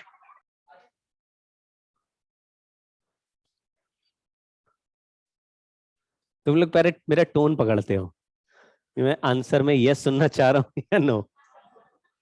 तो नॉर्मली ऐसा देखा गया है कि अभी आप सवाल पूछते हुए नेगेटिव लगा दीजिए तो आंसर पॉजिटिव में आता है। मैंने 5 इलेक्ट्रॉन के बराबर नहीं है क्या? है, मतलब 5 इलेक्ट्रॉन बराबर है नहीं। तो जैसा पूछना चाहे टीचर उसके हिसाब से तुम लोग नोट करते हो। क्या आंसर हो सकता है? नो। देखो ना यार, अरे देखो मैं कैसे लिखता हूं, देखो 8.0 इंटू 10 का पावर -20, इसको लिखा। देखो बहुत ही मुश्किल सवाल है, कोई नहीं कर पाएगा। इंटू 10 का पावर -1, वे 10 से डिवाइड करती है। 8.0 अपॉन 10 इंटू 10 का पावर -19, ये हो गया 0.8 इंटू 10 का पावर। बहुत ही मुश्किल बात लिखी है। क्या ये इलेक्ट्रॉन के चार्ज से बड़ा नंबर है? इलेक्ट्रॉन के चार्ज से छोटा चार्ज भी पॉसिबल है क्या? तो ये पॉसिबल हुआ? नहीं हुआ, नहीं है। मैंने ऐसे कंफ्यूज करने के लिए बोला, वो पावर -20 लिखा है। अगर -19 होता तो 5 इलेक्ट्रॉन होते ना। 1.6 का टाइम है ना। चलिए, ये बात हम लोगों को ऑलरेडी पता है, अभी हम लोग 10 बार ये सब बातें कर चुके हैं कि चार्ज कंजर्व रहता है। यानी एक ऑब्जेक्ट को, जैसे यहां पे अगर दो ऑब्जेक्ट है, एक पे चार्ज Q1 है, दूसरे पे Q2 है, टोटल चार्ज कितना हो गया? अभी इन दोनों को अगर मैं आपस में कांटेक्ट में कर दूं, मतलब ऐसे टच करा दूं, तो हो सकता है इधर से इधर कोई चार्ज चला जाए, या हो सकता है इधर से इधर चला जाए। तो इधर से इधर कुछ चार्ज चला गया तो इसका चार्ज थोड़ा कम हो जाएगा, इसका थोड़ा। लेकिन दोनों का चार्ज बाद में ऐड करके देखोगे तो क्या आएगा? इतना ही आएगा। समझ गए क्या? एक बॉडी से दूसरे बॉडी में चार्ज ट्रांसफर होने से चार्ज कंजर्व ही रहता है, चेंज नहीं होता। तो हम ये समझ गए ना, total sum of charge initial और फाइनल सेम है। इस तरह की इक्वेशन हमको बाद में बनानी होगी। ये भी एक बात है कि चार्ज एक ऐसी प्रॉपर्टी है जो वेलोसिटी यानी रेफरेंस फ्रेम पर डिपेंड नहीं करती। मतलब एक चार्ज है स्टेशनरी, उसका वैल्यू है Q, और वो चार्ज चलने लगा तो उसका वैल्यू क्या हो जाएगा? वो कैसा चल रहा है, उसका वेलोसिटी कितना, उस पर डिपेंड नहीं करेगा। ये सब ऐसी प्रॉपर्टी है, कोई इसमें खास बात नहीं है। बताओ भाई, अब 3-4 सवाल है, उसको सॉल्व करना हम लोगों को, ठीक है?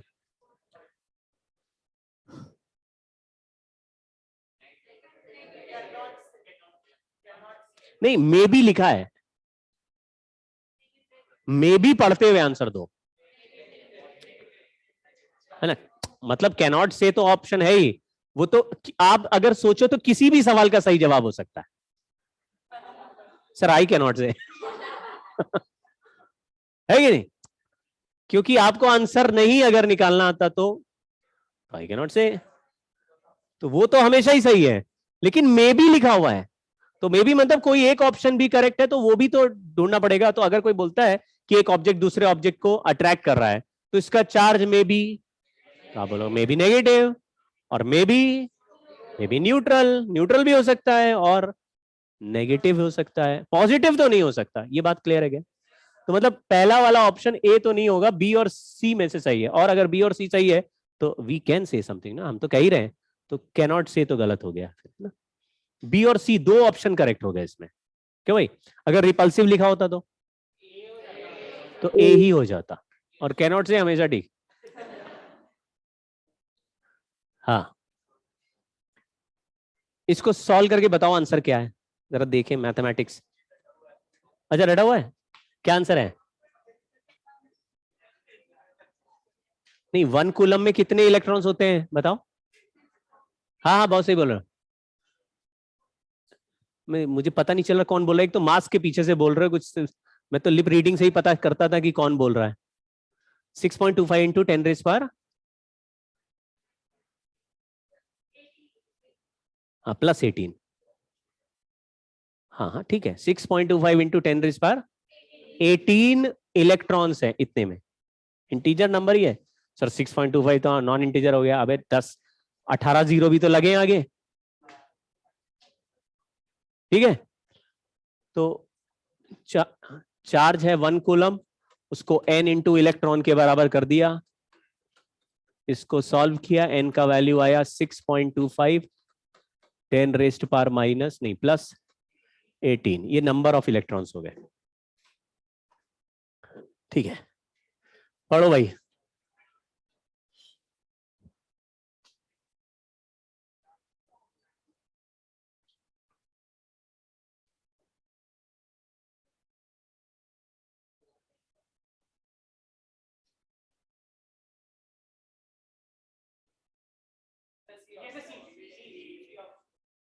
सी ऑप्शन है, और डी के बारे में क्या है?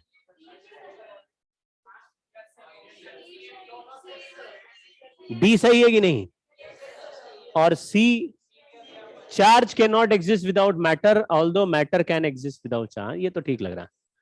सी और डी तो हो गया।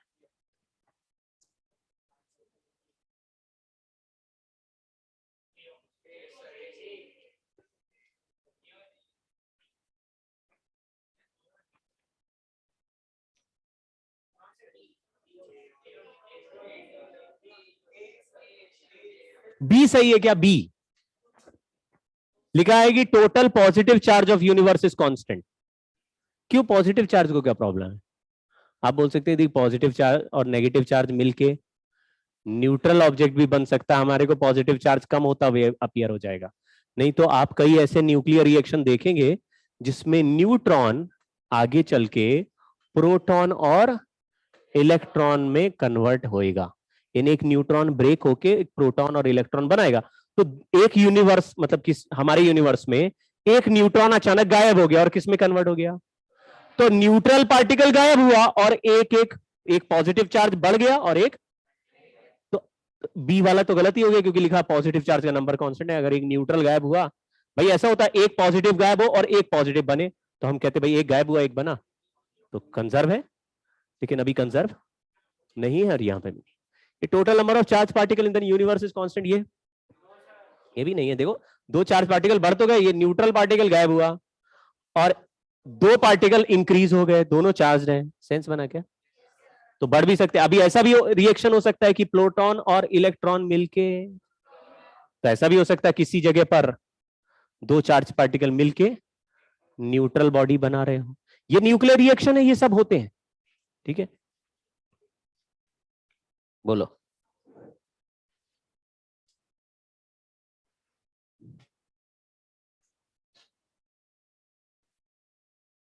बहुत ही जबरदस्त क्वेश्चन है, अगर आप लाइटली करेंगे तो आपको बड़ा धोखा हो जाएगा इसमें।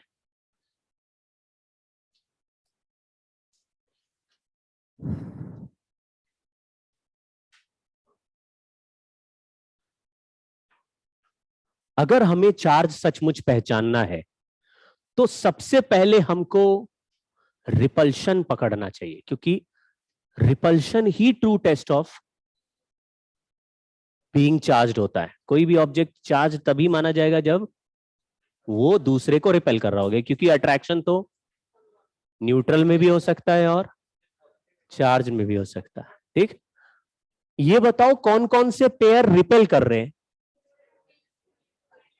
अपने नोटबुक में जरा लिखो, 2 के साथ 3 लिखो। अगर आप थोड़ी देर के लिए मान लें कि 2 का साइन पॉजिटिव है, तो 3 का साइन कैसा होगा? रिपेल करेंगे। मतलब ये तो लीडिंग क्वेश्चन भी नहीं था, ये तो सिंपल था। 2 का चार्ज अगर पॉजिटिव है तो 3 का चार्ज क्या होगा? तो ये नेगेटिव क्यों बोल रहे हैं फिर? भावनाओं में क्यों बहा जा रहे हैं? मतलब मुझे नहीं समझ आ रहा, कैसे पूछूं मैं? अगर रिपेल कर रहे हैं दो चार्ज, दो ऑब्जेक्ट 2 और 3 रिपेल कर रहे हैं, लिखा ना, तो 2 पॉजिटिव है तो 3 क्या है? पॉजिटिव ही होगा। अच्छा 4 के साथ किसका रिपल्शन है? तो 4 के बाजू में 5 लिख दो। अब बताओ 4 और 5 में या तो पॉजिटिव होंगे दोनों या फिर दोनों। अब जरा चेक करो कि 2 और 4 में कैसा, तो 2 और 4 अट्रैक्शन है, तो 4 कैसा होना चाहिए? आपने बोला 2 और 3 पॉजिटिव हैं, तो 4 और 5 या तो दोनों पॉजिटिव होंगे या दोनों नेगेटिव होंगे, लेकिन 2 और 4 में तो रिपल्शन हो रहा, अट्रैक्शन हो रहा है। इसका मतलब 2 को तो प्लस लिया, 4 कैसा हो गया? तो मुझे ये पता चल गया 2 और 3 ये भी प्लस, ये भी प्लस, 4 और 5 ये भी माइनस, ये भी माइनस, क्योंकि इनके बीच में अट्रैक्शन है, इससे हमें पता लगा गया। ठीक है। और 1 वाला चार्ज क्या कर रहा है? 1 वाला ऑब्जेक्ट क्या कर रहा है? वो देखो ऊपर पैर देखो क्या लिखे। हाँ जी, 4 के साथ भी अट्रैक्ट हो रहा है, और क्या कहोगे इसके बारे में? न्यूट्रल है। समझ गए क्या? 4 के साथ भी अट्रैक्शन है और 2 के साथ भी, तो ऐसा तो हो ही नहीं सकता। अगर ये चार्ज होता तो किसी एक के साथ, समझ गए क्या? हाँ, तो हमारा आंसर क्या है? हाँ, लेकिन आप उल्टा भी ले सकते हो। मैंने एक स्टार्ट के लिए उन दोनों को प्लस ले लिया, हम तो उनको माइनस लेंगे तो 4 5 प्लस हो जाएगा। क्यों भाई? समझ गए क्या? बहुत ही अच्छा सवाल था ये। 7 बज गया मुझे मालूम है, और 7 बजे तक का ठेका था। ठेके से ज्यादा पढ़ा रहे हैं आप। चलो, स्टाइरोफोम का मतलब हो गया थर्मोकोल जैसा, नहीं होता बॉल होते हैं, बीन बैग में डलते ना, वैसा समझ लो।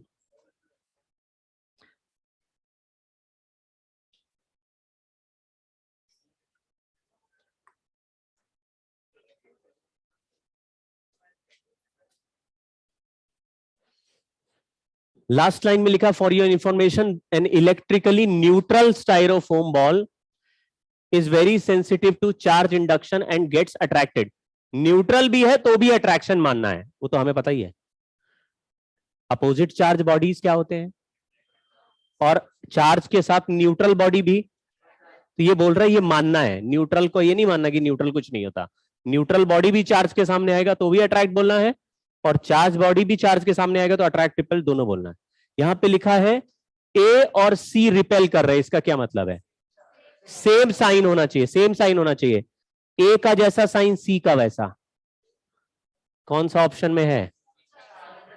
मतलब कोई फायदा?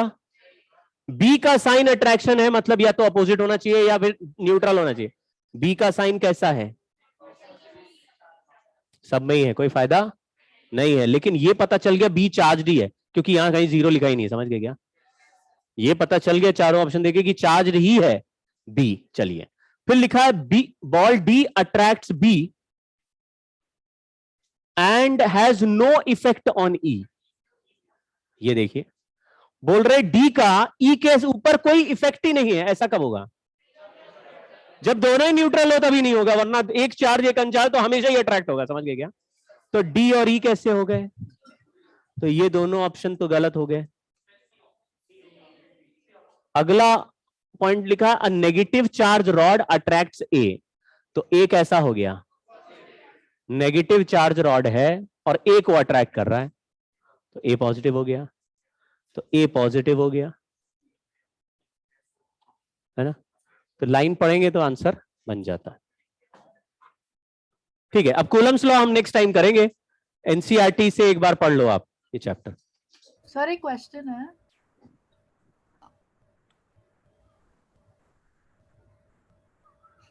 सर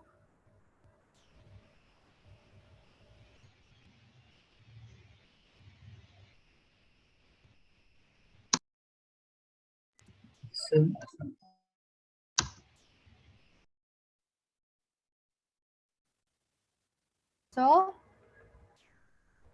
हम लोग की वॉइस ऑडिबल नहीं है। अच्छा।